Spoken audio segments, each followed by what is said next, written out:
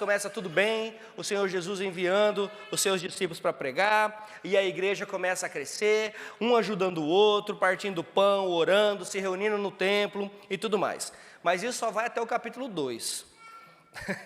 Agora do capítulo 2 em diante começam os problemas da igreja, né? Aliás, do 3 em diante começam os problemas da igreja. Foi iniciada então uma perseguição. Nós sabemos que a vida com Cristo não são só flores. Na verdade, nós passaremos por dificuldades. O Senhor Jesus mesmo disse isso para nós, através da sua palavra, né? Foi iniciada a perseguição contra os cristãos e também começaram as picuinhas dentro da igreja, os problemas de relacionamento, as mentiras e tudo mais, como nós já vimos a semana passada. Mas uma coisa que eu disse e quero dizer de novo é que, por exemplo, no capítulo 3 e 4, a perseguição no capítulo 3 e a prisão de Pedro e João no capítulo 4, ok? Eu quero dizer que as pessoas podem prender o evangelho, mas elas não podem elas podem prender os pregadores, mas elas não podem prender o evangelho. Elas podem calar os pregadores, mas elas não podem calar o evangelho do Senhor Jesus Cristo. Então eles têm tentado ainda, mas isso não vai acontecer. Pois bem, dito isso, eu quero hoje chamar a atenção para o capítulo 5, que nós vamos ler dos versos 12 a 16, daqui a pouquinho, Atos dos Apóstolos, capítulo 5, dos versos 12 a 16. Eu quero chamar a atenção sobre uma coisa. Nós lemos constantemente notícias sobre novidades, não é verdade? Nós lemos sobre novidades a serem lançadas no mercado, telefone, computador, carro, televisão, casa e tudo mais. Nós vemos bastante sobre isso. O fato é que muitas vezes nós esperamos com expectativa sobre essas coisas, né? Tem gente, por exemplo, que faz fila na loja da Apple aqui no centro de Londres, fica lá 2 dias esperando na fila para ser o primeiro a obter o último lançamento da Apple. É doido, mas fica. Sendo que depois que lançou, com uma semana, depois você pode comprar do mesmo jeito. Mas tem que ser o primeiro. Por quê? Porque tem que ter algo a dizer. Porque tem que ter algo a se gabar. Olha, eu fui o primeiro a obter isso, né? Teve até um vídeo uma vez de um menino, não sei se foi nos Estados Unidos ou se foi na China, eu sei que ele era do olhinho meio puxado, agora não sei de onde ele estava. Ele foi o primeiro numa loja da Apple a entrar na loja e comprar o iPhone, e um amigo filmando, na hora que ele tirou da caixa, o iPhone caiu de cara no chão e quebrou a tela. Com certeza a Apple deve ter usado isso como um advertising, não é uma propaganda, deve ter dado o outro para ele, com certeza, mas não sei. Mas, quer dizer, a alegria logo se transformou em frustração, né? Imagina só você pagar, sei lá, $1.000 no telefone, £1.000 no telefone, na hora que você vai abrir, o telefone cai de cara no chão e quebra, no meio da rua. Então, quer dizer, as pessoas fazem isso, as pessoas esperam com essas expectativas, né? O fato é que depois que eles são lançados, depois que nós obtemos, ou depois que nós compramos, depois que nós conquistamos essas coisas, nós começamos a pensar, e agora? Qual vai ser o próximo? Isso é coisa do ser humano. O ser humano é assim. Você compra um carro hoje, você já está pensando daqui 3 anos, quando você vai trocar, qual vai ser o próximo, né? Eu mesmo comprei uma televisão de 45 polegadas alguns anos atrás, depois comecei a pensar, está pequeno, acho que precisa de uma de 50. E assim, nós somos assim, né? Nós compramos um sapato hoje e de repente você fala, tá bom, mas qual vai ser o próximo? Qual vai ser a próxima? Nós compramos algo hoje e nós pensamos em o que vai ser o próximo. Então isso é nosso. Quando nós conquistamos, ficamos felizes, entusiasmados, logo já começamos a pensar, e agora? Qual será o próximo objetivo? Assim deveria ser a nossa vida espiritual. Bom, eu aprendi isso, agora eu já sei disso. Qual vai ser o meu próximo objetivo? Continuar estudando mais, continuar orando mais, continuar participando mais, continuar querendo saber mais, para que mais conhecimento seja adicionado à minha vida cristã. Deveria ser assim, né? E os crentes também, eles podem ser atraídos por essa próxima coisa, como qualquer um. Imagina só a igreja, os pastores sempre brincam, e isso é bem verdade, aqui onde nós moramos, Cannintown, é bem verdade, sobre o padrão migratório da igreja, ok? Por quê? Porque os crentes, eles sempre estão aguardando uma próxima novidade. Eles vêm como é que é, fica por um tempo, fala, tá, e agora? Não aconteceu bem o que eu estava esperando. E eles partem e vão embora para a próxima aventura, procurar um próximo lugar, procurar um grupo de louvor melhor, que canta melhor, procurar um grupo de casados, procurar um grupo de solteiros, procurar um grupo de jovens, procurar uma escola dominical, procurar um pregador exímio da palavra do Senhor, um bom pregador, uma igreja que não tem as paredes cinza, sei lá que cor que é isso, branca, não, tem que ter umas paredes pretas, tem que apagar as luzes. Qual que é o próximo? As pessoas estão em busca disso, né? Então, essa sedução pelo próximo nos leva a mudar de lugar que nós frequentamos. Você vai no restaurante hoje, você comeu uma comida, da próxima vez, bom, eu e Adriano somos diferentes, nós somos metódicos, nós vamos nos mesmos restaurantes e comemos as mesmas coisas. Já tem gente que quando a gente chega lá no restaurante que a gente sempre frequenta, fala assim, já sei, é aquilo lá, né? É isso aí mesmo, é isso aí mesmo. Mas tem gente que não, tem gente que gosta de experimentar o novo, tem gente que gosta de, não, eu vou num restaurante diferente, vou comer uma comida diferente, eu não sou desses. Eu prefiro ficar no feijãozinho com arroz, sou igual o pastor Kleber, né? Feijãozinho com arroz, um franguinho, tá bom, né? Mas tem gente que não. E tem gente que gosta dessa coisa de experimentar o próximo. E na liderança da igreja a coisa não é diferente. Nós como líderes, nós como pastores, também precisamos nos policiar a esse respeito, para que nós não fiquemos por aí procurando saber qual é a novidade que faz a igreja crescer. Qual é o novo curso? Qual é a nova moda da igreja para trazer gente para a igreja, para fazer a igreja crescer? Nós também precisamos tomar cuidado nisso. E os frequentadores que estão em busca do próximo, precisam entender que uma igreja, não importa o quanto ela inove, não importa o quanto ela faça, ela não é, nesse sentido, provedora de crescimento espiritual de ninguém. Nós oferecemos, nós temos culto, nós temos grupo dos homens, grupo das mulheres, grupo dos lares, grupo dos meninos, das meninas, dos papagaios, dos periquitos, de tudo. Se você não quiser crescer, não vai ser a igreja que vai fazer você crescer. Se você não buscar estudar a palavra do Senhor, não vai ser a igreja que vai te fazer crescer. A igreja oferece essas coisas para gerar um crescimento, mas se você não quiser participar, não vai ser a igreja que vai fazer você crescer. Os indivíduos precisam aprofundar-se nos fundamentos da fé. E que fundamentos são esses? Fundamentos que nós temos estudado junto de Atos dos Apóstolos. Os indivíduos precisam estar ligados no que aconteceu e tem acontecido durante 2 séculos. Aliás, durante 2 séculos, não, durante 2000 anos, desculpe. O crescimento da igreja é obra única e exclusiva do Espírito Santo de Deus. Não é nossa. Não é nossa. E como é que isso acontece? Como é que o desenvolvimento espiritual do indivíduo acontece? Através do estudo diligente da palavra do Senhor, através de participação nos cultos públicos, onde nós estamos juntos, e através da oração. Se o crente não faz essas 3 coisas, ele está fadado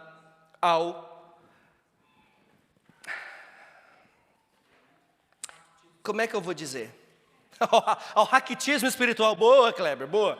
É isso aí. Está fadado a ficar raquítico, espiritualmente falando. Exatamente. É isso. Nossa, foi longe, hein? Foi longe, né? Então, nós também precisamos compreender essas coisas como líder, né? Agora, qual é o segredo, então, de uma igreja bem-sucedida? Na verdade, o segredo não mudou nesses 2000 anos. O segredo é o mesmo. Nós precisamos evangelizar os perdidos, nós precisamos ganhá-los para Cristo, trazê-los para o corpo de Cristo, discipulá-los, prepará-los para o ministério e enviar. Esse é o segredo. E tem sido isso durante 2000 anos. Essa é a fonte do poder da igreja. Quem é que faz tudo isso? O próprio Espírito Santo de Deus. Foi isso que tornou a igreja poderosa, a primeira igreja, a igreja primitiva poderosa, e isso que vai continuar fazendo que a igreja cresça. Warren Wiersbe, ele diz que os milagres operados por Jesus durante seu ministério aqui na terra tinham 3 propósitos principais. Primeiro, demonstrar compaixão e suprir as necessidades humanas. Segundo, apresentar suas credenciais como filho de Deus. Terceiro, transmitir verdades espirituais. E hoje, eu quero, isso tudo foi introdução, viu? Nem comecei ainda.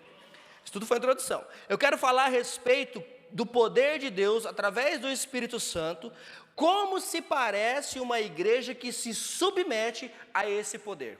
Como se parece a igreja de Cristo que se submete realmente ao poder do Espírito Santo atuando nela. Agora que eu vi que é o Simon que está traduzindo, se eu estiver muito rápido, você me fala, Simon. A Paula que acompanha, se ela quiser, mas você eu tenho dó. Vou até tomar água.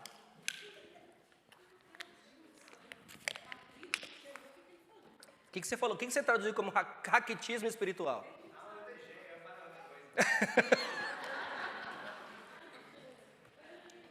Oh, dia. Vamos lá então.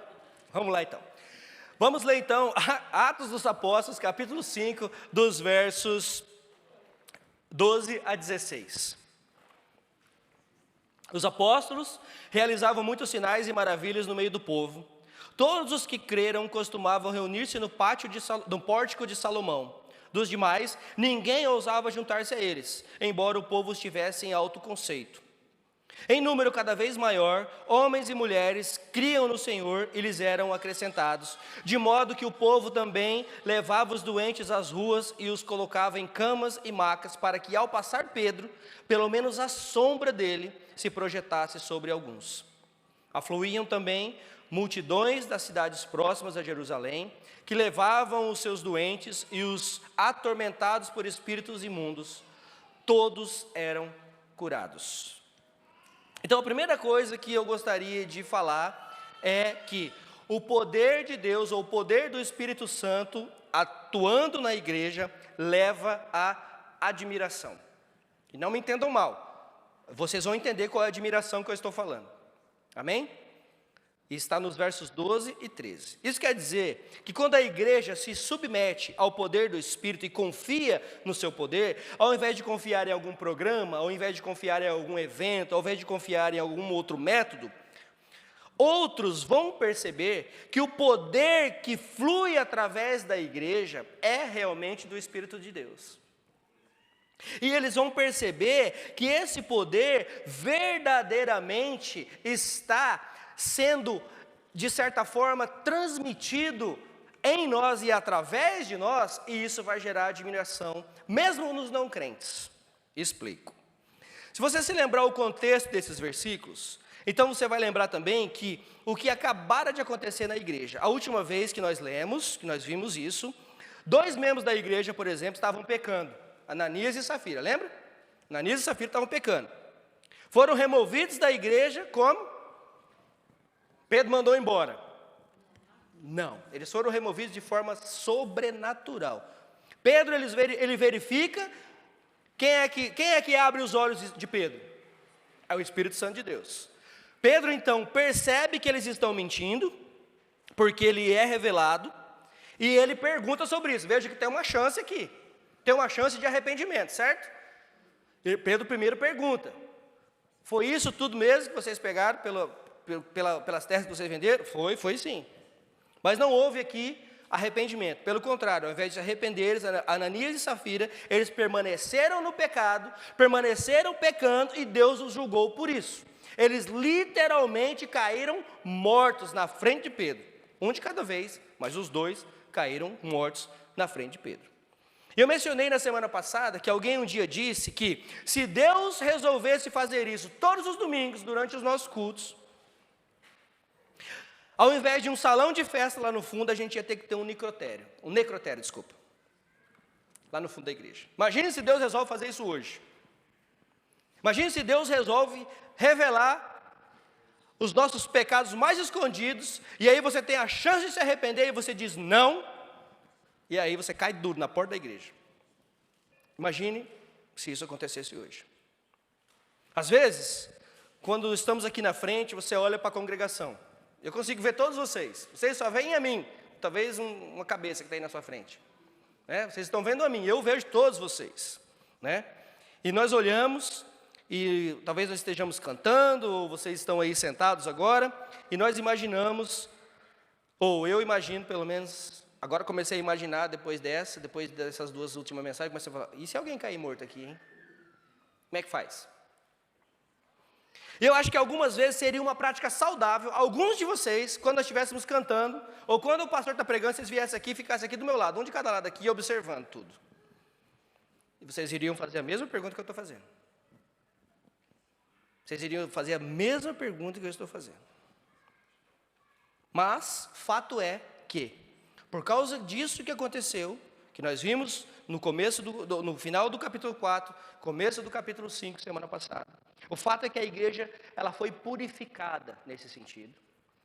E quando a igreja é purificada, a igreja então se torna verdadeiramente poderosa. E foi isso que aconteceu. A comunidade ao redor da igreja repara isso, eles viram isso. E nós lemos a semana passada, o verso 11, terminamos a nossa mensagem semana passada com o verso 11, dizendo o seguinte: e houve um grande temor de toda a igreja e em todos que ouviram essas coisas. Houve um temor na igreja e houve um temor do povo que ouviu essas coisas. Ou seja, a comunidade ouviu a respeito dessa igreja, o que aconteceu nessa igreja e reconheceu que ali havia algo diferente. Ali havia um poder atuando que não era o poder que eles estavam acostumados a ver ou a ouvir.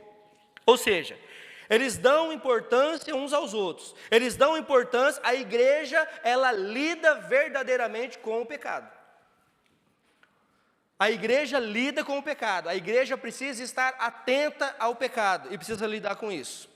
E a Bíblia nos diz nos versos 12 e 13 que esse poder continua e é um poder que leva admiração no meio da comunidade. 12 e 13 diz: os apóstolos realizavam muitos sinais e maravilhas no meio do povo. Todos os que creram costumavam se reunir-se no pórtico de Salomão. Dos demais, dos de fora, dos demais, ninguém ousava juntar-se a eles, embora o povo estivesse em autoconceito. Veja isso. Ninguém ousava juntar-se a ele, por medo de alguma outra coisa. Mas eles tinham autoconceito pelo povo, pelo povo de Deus. Nós vamos ler depois mais ainda sobre esses sinais e maravilhas, mas no momento eu quero ver o retrato aqui desses versículos. Você tem então a igreja reunida no pórtico de Salomão, um lugar onde eles se reuniam como igreja, assim como nós estamos aqui hoje. E era uma área determinada, uma área elevada do templo, onde os crentes então diariamente iam para adoração. E o que me chama a atenção no versículo 13, que Lucas escreve: dos demais, ninguém ousava juntar-se a eles, embora o povo tivesse autoconceito. E essa afirmação, ela é para nós intrigante. Ninguém ousava se juntar a eles. Isso é, nenhum dos não crentes ousava se aproximar dos crentes. Mas ao mesmo tempo, eles tinham grande estima, eles admiravam os crentes. Por quê? Porque algo estava acontecendo naquela igreja. Há essa espécie de medo dos crentes. Você já percebeu isso? Você já percebeu que tem gente que tem medo de você? Já percebeu que tem gente que não quer se aproximar de você? Justamente por causa do Deus que você serve? Tem pessoas que não querem contato com você justamente porque eles sabem que você é crente, eles conhecem o Deus que você serve. Tem gente que não quer, tem gente que fala: eu não gosto de crente. Mas não é porque eles acham a gente chato, quadrado, não é não. É também, mas não é só por isso. É porque eles têm medo do crente. Na verdade, não é que eles têm medo do crente, eles têm medo do Deus do crente. Ele tem medo do Espírito Santo atuando na vida do crente. É disso que eles têm medo. Há um poder óbvio trabalhando na vida daquelas pessoas que não faziam parte da igreja. E o Espírito Santo está demonstrando esse poder através dos crentes, e eles, apesar de não quererem se juntar, eles têm eles em autoestima. Eles admiravam. E por quê? Não era por causa do seu próprio poder, não era por causa de coisas maravilhosas que eles estavam fazendo, mas porque o poder de Deus estava agindo através da vida deles. O poder de Deus, ele leva à admiração. Não chegue amanhã olhando no espelho e diga que você é bonito, que as pessoas vão te admirar, porque não, as pessoas te admiram porque eles enxergam Deus na sua vida. As pessoas te admiram porque eles enxergam que você é uma pessoa diferente, porque existe um poder que eles não sabem de onde vem, não sabem o que acontece, mas eles sabem que existem. Existe uma conexão paradoxal aqui, entre temor e admiração. Quando nós refletimos sobre o poder de Deus através da submissão ao Espírito Santo, permitindo que Ele realmente trabalhe em nós e através de nós, os outros reparam e respondem com esses elementos que eles são gêmeos: temor e admiração. As pessoas, ao mesmo tempo que vão temer alguma coisa, também vão admirar por alguma coisa. Essas duas coisas andam juntas quando é o crente, quando ele depara com alguém que é crente de verdade. Os dois estão intrinsecamente ligados. A verdade é que as pessoas devem sentir isso com relação a nós, como indivíduos e como igreja. Deveria existir realmente algo como temor e admiração por parte das pessoas a nosso respeito. As pessoas deveriam reconhecer que existe algo que é diferente, existe algo que eles não conseguem entender das nossas vidas. E é isso que faz toda a diferença. Eles podem não se tornar crentes agora. Eles podem não se tornar crentes agora. Eles podem não seguir Cristo como você faz agora. Mas eles vão te respeitar e eles vão te ouvir quando eles virem que você é de verdade.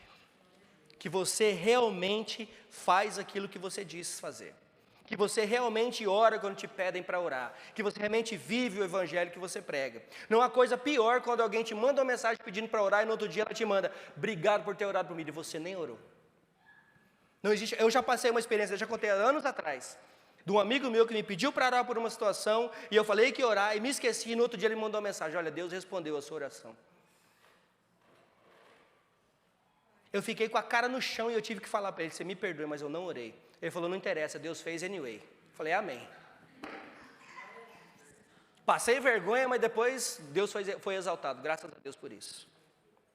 Então, quando as pessoas virem que nós somos de verdade, vai existir admiração. É isso que faz os seus colegas de trabalho te admirarem. É isso que faz os seus colegas de escola te admirarem. Você não é um hipócrita, você não é um Ananias, você não é uma Safira, você é crente de verdade. O crente que você é aqui dentro, você é lá fora. O crente que você é aqui dentro, você é na sua casa. O crente que você é aqui dentro, você é na festa, você é na escola, você é no trabalho, você é em qualquer lugar, você continua sendo o mesmo. Quando você viver assim, quando as pessoas veem que eu sou um crente de verdade, em qualquer lugar que eu esteja, vai existir admiração. De novo, a admiração não é por sua causa, a admiração é por causa do Deus que atua em você. É o Deus que atua em mim. Talvez eles tirem sarro da gente por nós sermos quadrados. Talvez eles fiquem bravos quando a gente não ri das piadas, que não tem graça nenhuma, principalmente quando é piada com Jesus. Mas preste atenção quando as coisas vão mal e eles precisam de alguma coisa, eles precisam pedir a oração para você. Eles riem de você, eles zombam da sua fé, mas na hora que o calo aperta, adivinha onde é que eles vão? Adivinha onde é que eles vão? Por quê? Porque naquele momento, você é a resposta para o problema deles.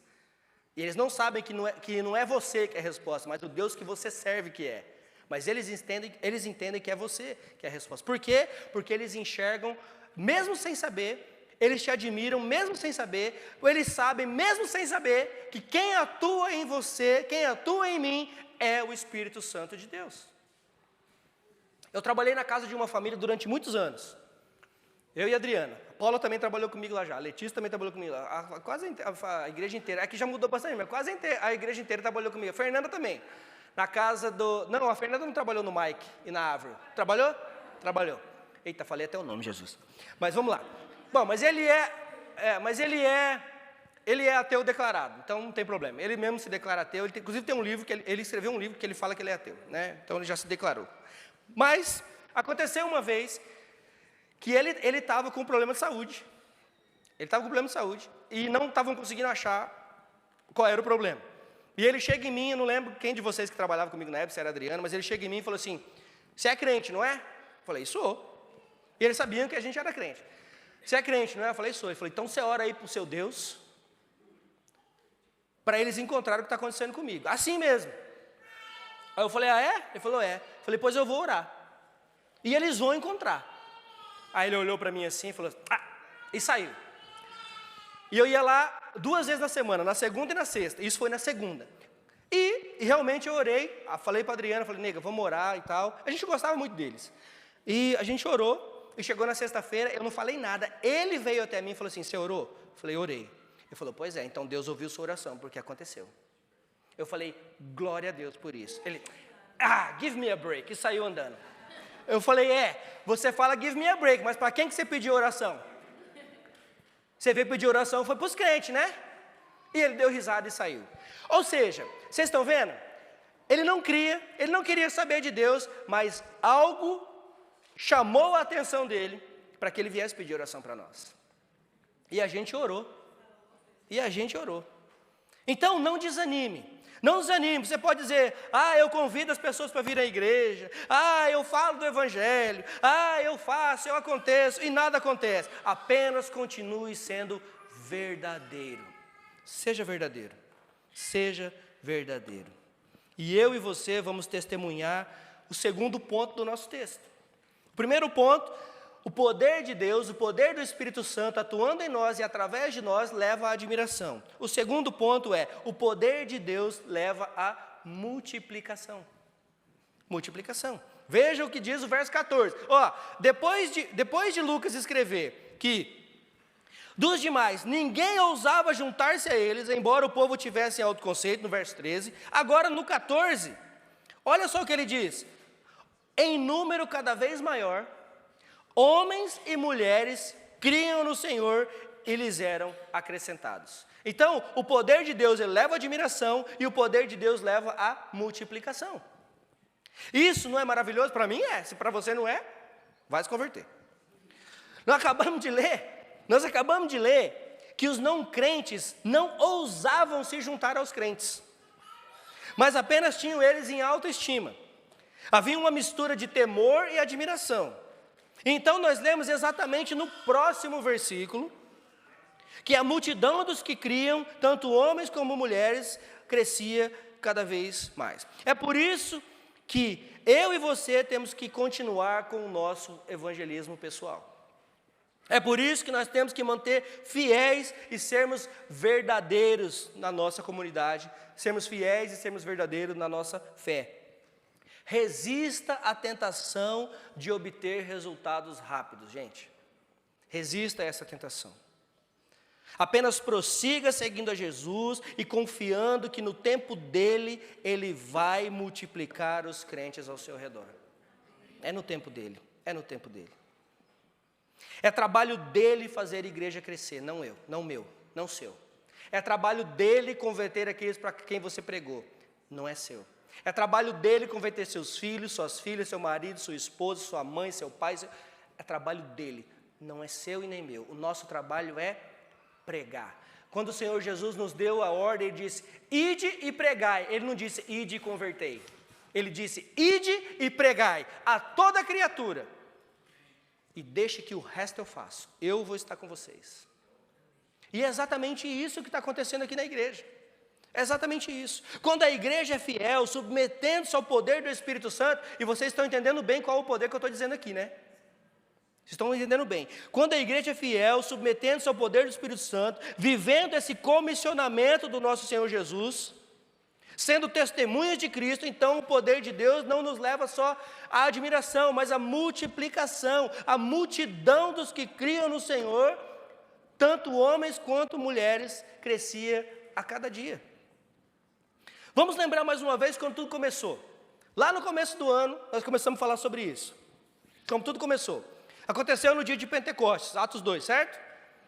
Quando a igreja recebeu ali o Espírito Santo prometido. Ali havia ali cerca de 100, 120 pessoas reunidas, orando, em obediência, porque o Senhor Jesus falou: vocês fiquem aí, não saiam, fiquem aí e esperem, porque o Espírito Santo vai descer, o Espírito Santo vai vir, eu vou enviá-lo. E eles ficaram ali, esperando, orando, mais ou menos 100, 120 pessoas. E elas estavam ali reunidas. Depois a Bíblia diz que após o Espírito Santo vir sobre essas pessoas, eles então saem para pregar. E aí Pedro prega o seu primeiro sermão. E depois do primeiro sermão de Pedro, resultou em quantos se convertendo a Cristo? 3.000 almas. Então de 120, a igreja sobe para 3.000. Num dia, de 120 para 3.000. Aí você pula para o próximo capítulo. Atos 2,47, você lê: todos os dias acrescentava o Senhor à igreja os que iam sendo salvos. Então você vai para o capítulo 4 agora e lê 4:4. Muitos, porém, dos que ouviram a palavra, muitos, porém, dos que ouviram a palavra, creram, e chegou o número desses homens a quase 5.000. De 120 para 3.000 para 5.000. Adicionados, não é Não é dos 3 mil adicionaram, agora chegou. Não, aqueles 3 mil já foi, agora estamos falando de mais 5. De mais 5 mil. E nós lemos também em Atos capítulo 5, verso 14, a multidão dos que criam no Senhor, tanto homens quanto mulheres, crescia cada vez mais. É como se a igreja estivesse crescendo tão rápido, que eles não conseguiam continuar contando. Eles contaram 120, 3 mil, 5 mil e agora multidões. Não tem como contar mais. E aqui estamos. E aqui estamos. Nós fazemos parte desse povo. Nós somos continuação de Atos. Vai ler o livro de Atos. Atos não tem fim. Nós somos continuação do livro de Atos. Nós devemos sempre nos entusiasmar com o crescimento da igreja, amém? Eu fico entusiasmado, eu fico feliz com o crescimento da igreja. Eu agradeço a Deus cada vez que uma pessoa chega em mim e fala, olha pastor, eu já estou aqui há algum tempo, eu gostaria de me tornar membro da igreja. E eu fico feliz da vida, eu falo, vamos lá, membro da igreja. Eu agradeço a Deus quando alguém chega em mim e fala, pastor, olha, chegou a hora, é isso, eu quero ser batizado. E uma vez alguém me disse assim, poxa pastor, você vai encher o batistério, vai tirar tudo isso aqui para batizar uma pessoa? Faço isso todo domingo se precisar, não tem problema nenhum. Desde que seja para a glória de Deus. Eu fico feliz quando alguém chega em mim e diz, olha, eu quero ser batizado, eu quero testemunhar publicamente da fé que eu tenho em Cristo. O crescimento da igreja é nosso propósito primordial, é para isso que estamos aqui. E olha o crescimento que eu estou falando. Não estou falando de crescimento numérico, de multidões. Estou falando de crescimento de crente. Pessoas convertidas verdadeiramente ao Evangelho. Pessoas convertidas, aliás, pelo Evangelho, pessoas convertidas ao Senhor Jesus Cristo. Por quê? Por causa da pregação do Evangelho. Por causa do poder do Espírito Santo atuando em nós, através de nós e nessas pessoas. Para que elas sejam convencidas que elas são pecadoras e que elas precisam de um Salvador. Esse trabalho não é meu, esse trabalho não é nosso, esse trabalho é do Espírito Santo. Amém? Amém. É para isso que estamos aqui. Eu tinha um amigo na adolescência, o nome dele era Cristiano. Quer que eu fale o apelido dele? Vulgo Zureia. Vulgo Zureia. O apelido dele é meu amigo até hoje. E ele morava longe. E de vez em quando a gente se encontrava na casa de um outro amigo em comum. E aí o Zureia chegava e a gente falava, onde você vai?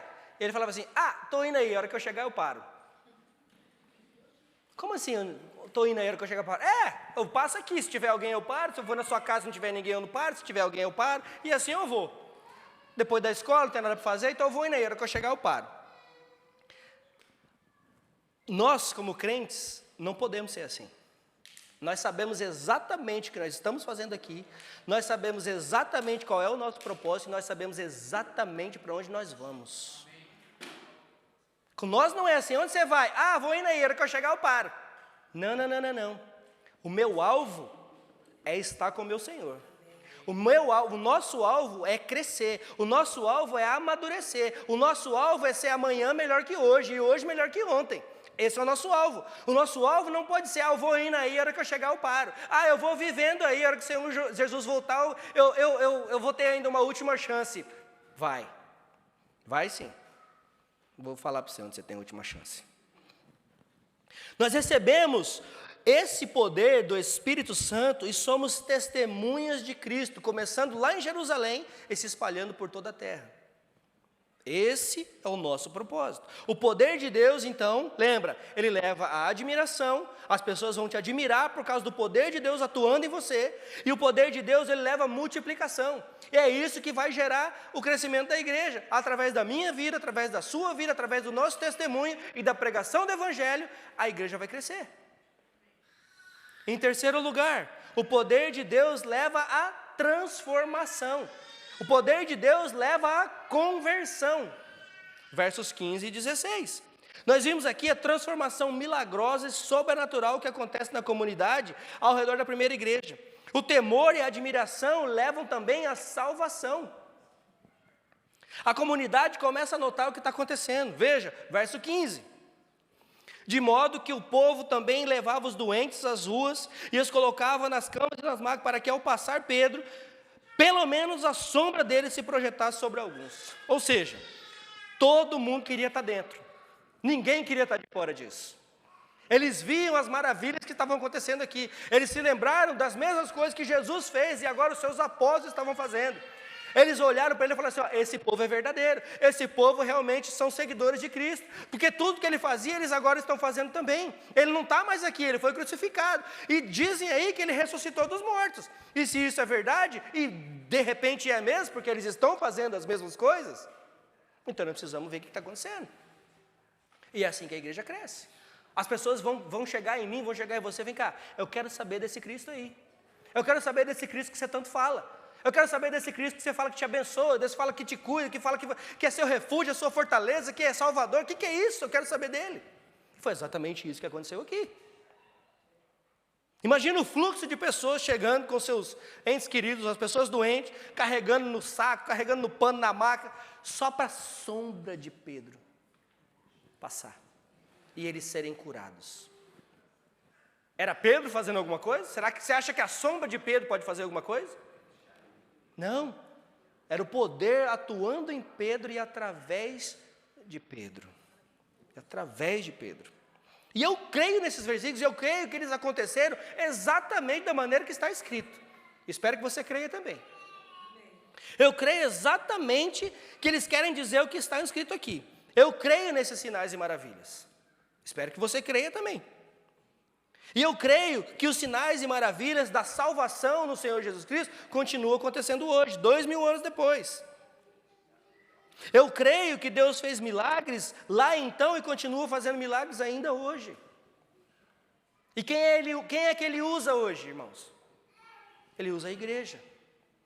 Ele usa os crentes fiéis para proclamar verdadeiramente e viver verdadeiramente o Evangelho, para que haja simpatia, para que haja adição, para que haja salvação. É isso que ele faz. Eu não consigo ver qualquer tipo de fundamento bíblico para alguns tipos de promessas que são feitas por aí. Eu não consigo ver qualquer tipo de fundamento bíblico para dizer que fulano de tal está operando milagres desse ou daquele jeito. Eu não consigo ver tipo de fundamento. Isso para mim é sensacionalismo, isso para mim são heresias que são pregadas por aí. Não é desse poder que eu estou falando, não é desse tipo de coisa que eu estou falando.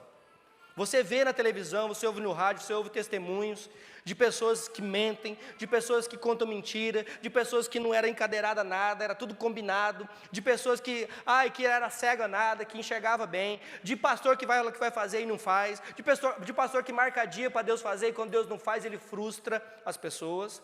Imagine você que eu marco um dia com você. E quando eu marco um dia com você, quinta-feira, 8 horas, você vem aqui que vai ter uma libertação na sua vida. E isso não acontece. Aí o pastor vira para você e fala, sabe o que é isso? É falta de fé. É falta de fé. É como se eu mandasse em Deus. Eu falar, olha, é o seguinte, Kleber, você vai vir aqui, quinta-feira, e você vai sair daqui sem óculos, você vai voltar a enxergar perfeitamente como você enxergava antes do acidente. E aquilo não acontece. E aí você vira para mim e fala, pastor, que negócio é esse? Eu falo, falta de fé é sua.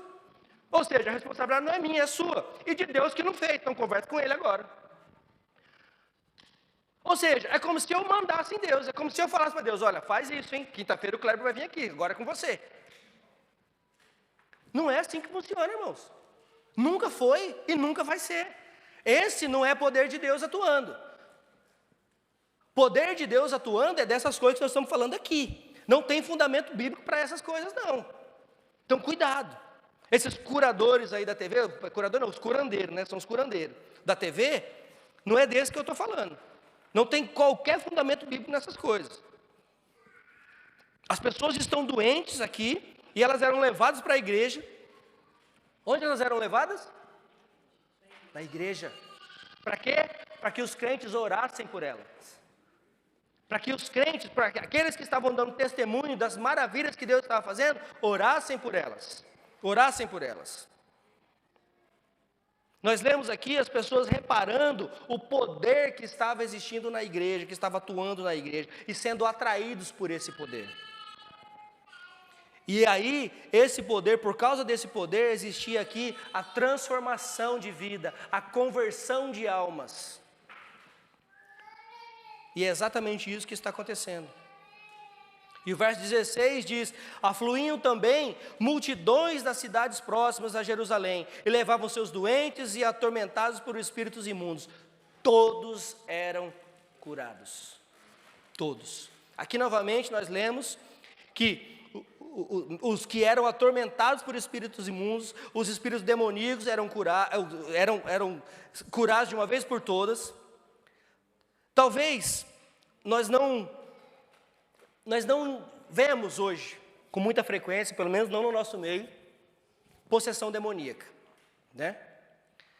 Mas, principalmente, não sei se você já reparou isso, eu já reparei isso, principalmente se vocês forem para lugares remotos, muito pobres, onde as pessoas realmente não têm nada, existem muito dessas coisas, ainda hoje. Você vai ver muito isso.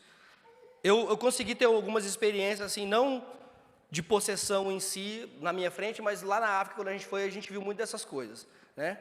Até aí tem toda a história por trás, né? Mas, o que eu quero dizer com isso? É que Satanás, ele nos ataca exatamente onde nós somos vulneráveis. É ali que ele nos ataca. Ele nos ataca primordialmente através, por exemplo, da nossa saúde. Ou a nossa autossatisfação. Porque se tem uma coisa que o ser humano é autossatisfeito, né? Nós somos, né? Ou pelo amor pelos bens que nós temos. Pense nisso agora. Por que nós não vemos muito dessas coisas hoje, por exemplo, aqui, nesse ambiente que nós vivemos? Não da maneira que nós vemos na Bíblia, acontecer na Bíblia, pelo menos, né? A questão é, por que isso não acontece? E a outra pergunta é, para que Satanás vai incomodar com possessões demoníacas se a maior parte de nós não cremos nisso, nós achamos que isso é mito? Mesmo lendo na Bíblia, nós achamos que isso é mito. Mesmo enxergando isso na Bíblia, nós achamos que isso é mito. Para que Satanás vai nos perturbar se nós estamos aproveitando nossos dias da maneira confortável, em meio aos nossos bens, o mais distante possível de uma igreja realmente viva, dinâmica e poderosamente usada pelo Espírito Santo de Deus? Para quê? Ele só ataca na nossa vulnerabilidade. Amém? Então pense nisso. Honestamente, eu creio que muitas igrejas hoje, muitos crentes hoje são fracos e anêmicos. São fracos e anêmicos porque nós não cremos verdadeiramente no poder do Espírito Santo. Nós não cremos. Nós não oramos por esse tipo de poder. Nós não oramos por essas coisas. Nós sequer oramos pelos doentes, muitas vezes. Outro dia alguém chamou minha atenção sobre isso. Pastor, isso no culto da manhã. Pastor, nós falamos dos doentes, nós até falamos deles, mas por que nós não temos um tempo para orar por eles? E é verdade. Nós precisamos fazer essas coisas. Lembra? O que nós estamos testemunhando agora, no capítulo 5 de Atos, é uma resposta à oração que eles fizeram no capítulo 4. Eles fizeram essa oração. Deixa eu lembrar vocês da oração. Atos, capítulo 4, versos 29 e 30. Atos, capítulo 4, 29 e 30, nós lemos o seguinte: agora, Senhor, considera as ameaças deles e capacita os teus servos para anunciarem a tua palavra corajosamente. Estende a sua mão para curar e realizar sinais e maravilhas por meio do nome do teu santo servo Jesus Cristo. Eles oraram assim. E Deus agora, no capítulo 5, está simplesmente respondendo à oração sincera daquele povo. Eles oraram pedindo coragem para pregar e para que o Senhor enviasse sinais para que as pessoas tivessem a certeza que esse poder não era deles, mas que era o poder dado pelo Senhor Jesus Cristo. E para que as pessoas fossem salvas.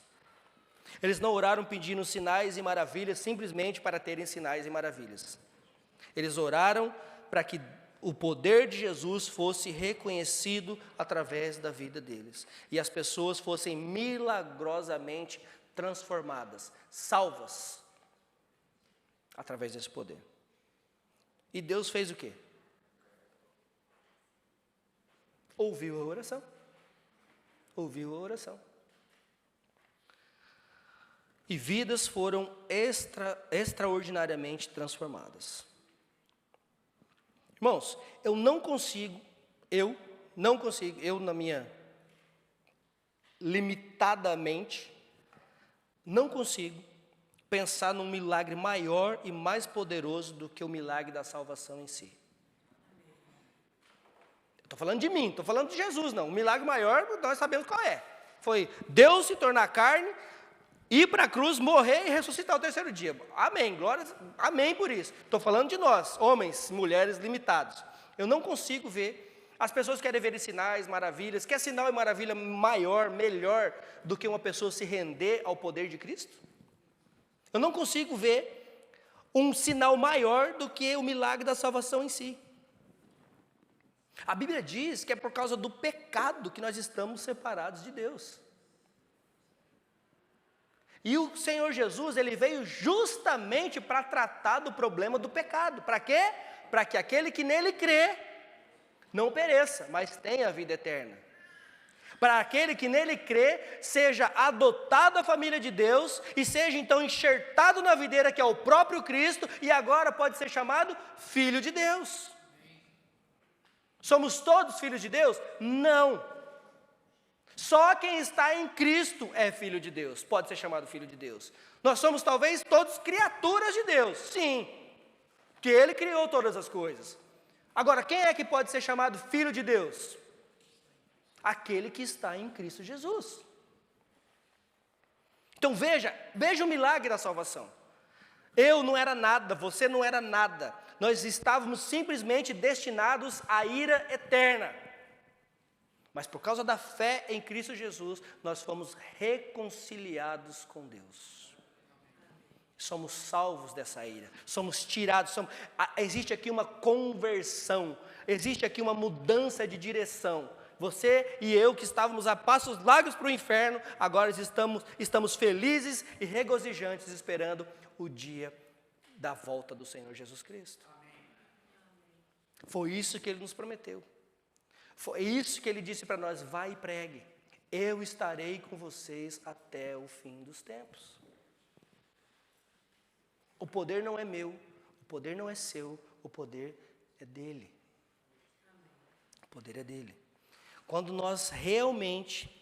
Quando esse poder de Deus realmente for manifestado na igreja hoje, então nós veremos pessoas sendo verdadeiramente submissas ao poder do Espírito Santo.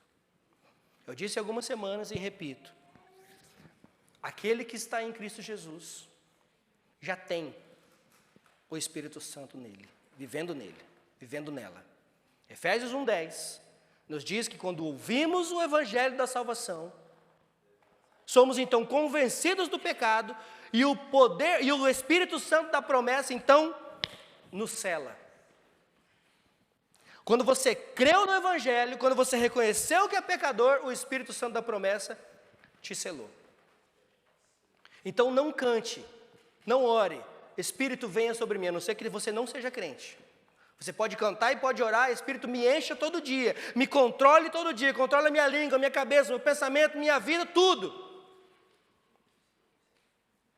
Isso é uma correção teológica aqui, tá bom? Nós não podemos cantar, nós não podemos falar isso, Espírito venha sobre mim, Espírito vem.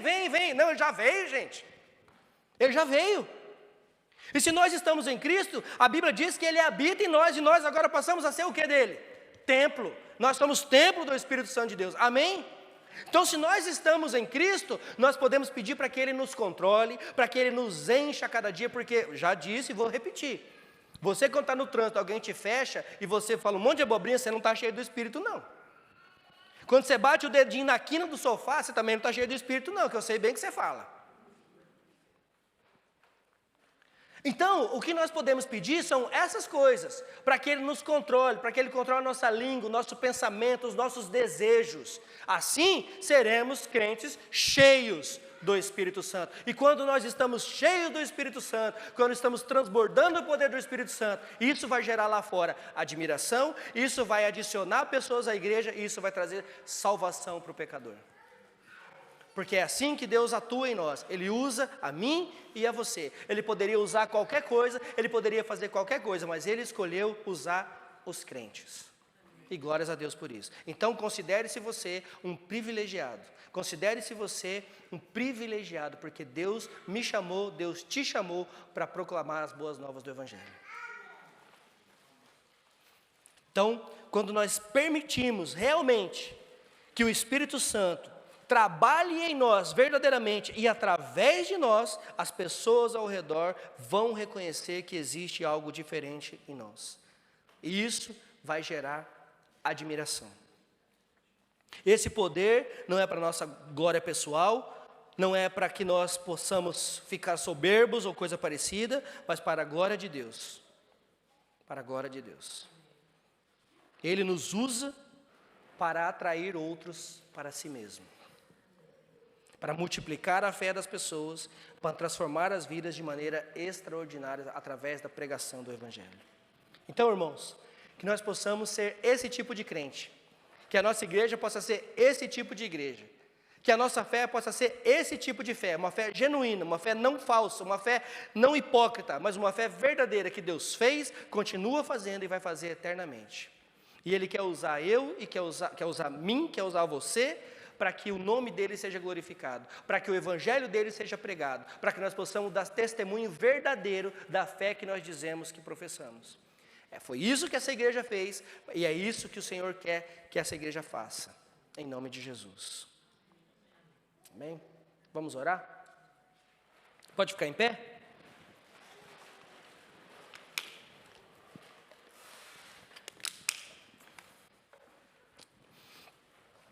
Senhor Deus, nós te agradecemos por esse tempo de estudo da Tua Palavra, Senhor Deus, e por nos lembrar do poder do Teu Espírito que ainda está disponível para a Tua igreja hoje. Senhor, capacita-nos a nos submetermos completamente ao Espírito Santo de Deus, para que possamos ser instrumentos de admiração, de multiplicação e transformação ao nosso redor. Ajuda-nos a permanecer fiéis ao Teu chamado, a proclamarmos corajosamente o Teu Evangelho e a confiar em Ti para realizar poderosas coisas através de nós. Que a Tua glória seja revelada em nós e através de nós, e que muitos sejam atraídos a Ti por causa disso, Senhor. Senhor Deus, nós Te pedimos, capacita o Teu povo a cada dia. Senhor, capacita a Tua igreja a cada dia. Que não sejamos crentes como foram Ananias e Safira, que queriam glória para si mesmo, mas que possamos ser crentes verdadeiros, fiéis, dispenseiros da Tua palavra. Que o Senhor nos ajude, que o Senhor nos capacite, e que toda honra, toda glória, todo louvor, toda adoração sejam somente para o nosso Senhor e Salvador Jesus Cristo. É no nome santo dEle que nós oramos e te agradecemos. Amém.